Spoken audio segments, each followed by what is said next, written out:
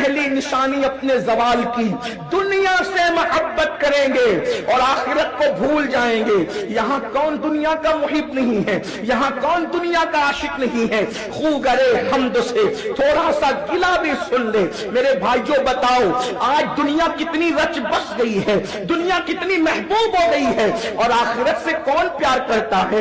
آخرت سے کون محبت کرتا ہے؟ اللہ اکبر، ذرا غور تو فرمائے۔ دنیا دنیا دنیا، اس قدر دنیا رچ بس گئی ہے، ہم دنیا میں غرق ہو گئے، دنیا کے اندر ڈوب گئے۔ غیر کا نبی صلی اللہ علیہ وآلہ وسلم نے فرمایا دنیا سے محبت کریں گے آخرت کو بھول جائیں گے۔ بولو بھولے ہیں کہ نہیں بھولے؟ آخرت کو بھول چکے ہیں۔ آخرت کو اگر ہم نے آخرت کو نہ بھولا ہوتا تو ہم ناپ تول میں کمی کیوں کرتے؟ اگر ہم نے آخرت کو نہ بھولا ہوتا تو ہم بہنوں کا حصہ دبا کر کیوں بیٹھتے؟ اگر ہم نے آخرت کو نہ بھولا ہوتا تو ہم پڑوسیوں پہ ظلم کیوں کرتے؟ اگر ہم نے آخرت کو نہ بھولا ہوتا تو اللہ اکبر ہم کسی پر ظلم کیوں کرتے؟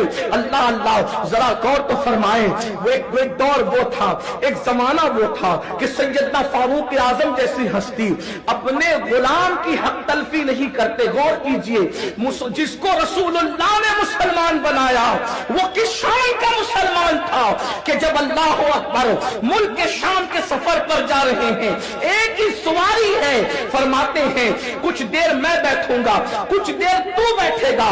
چشم فلک نے دیکھا، پشت زمین نے دیکھا کہ جس کو رسول اللہ نے مسلمان بنایا تھا وہ غلام کا بھی حق نہیں چھینتا، اور ہم جو مسلمان بنے ہیں اپنے ماں باپ کا بھی حق ادا نہیں کرتے۔ شیخ ابو ملی بہت بڑے بزرگ تھے۔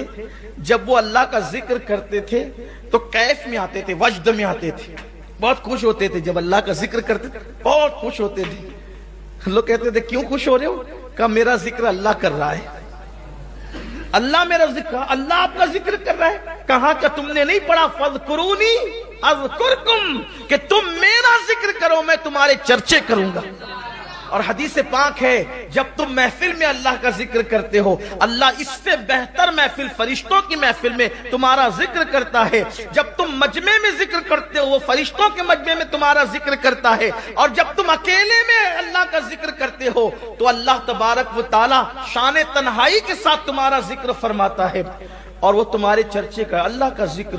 اب بتائیں 70 مرتبہ رحمت کے پانی سے جس آگ کو دھلا گیا اس کی یہ چنگاری کا اثر ہے، تو جہاں اس کے شرارے ہوں گے، یعنی دنیا کی آگ سے 70 درجہ زیادہ جو جہنم کی آگ ہے اس کے شرارے کا عالم کیا ہوگا، اس کی حرارت کا عالم کیا ہوگا۔ اتنا جان لیجئے، بخاری شریف کی حدیث ہے جہنم کا سب سے کم عذاب، سب سے ہلکا عذاب یہ ہے کہ جس کو سب سے کم عذاب دیا جائے گا وہ یہ کہ اس کے پیروں میں آگ کی جوتیاں پہنائی جائے گی، جہنم کی آگ کی بنی ہوئی جوتیاں پہنائی جائے گی، اور جس کے پاؤں میں آگ کی جوتی پہنا دی جائے گی اس کے سر میں اس کا بھیجا ایسے کھولنے لگے گا، اس کے سر میں اس کا بھیجا ایسے کھولنے لگے گا جیسے چولہے پہ رکھی ہوئی ہانڈی کے اندر پانی کھولنے لگتا ہے۔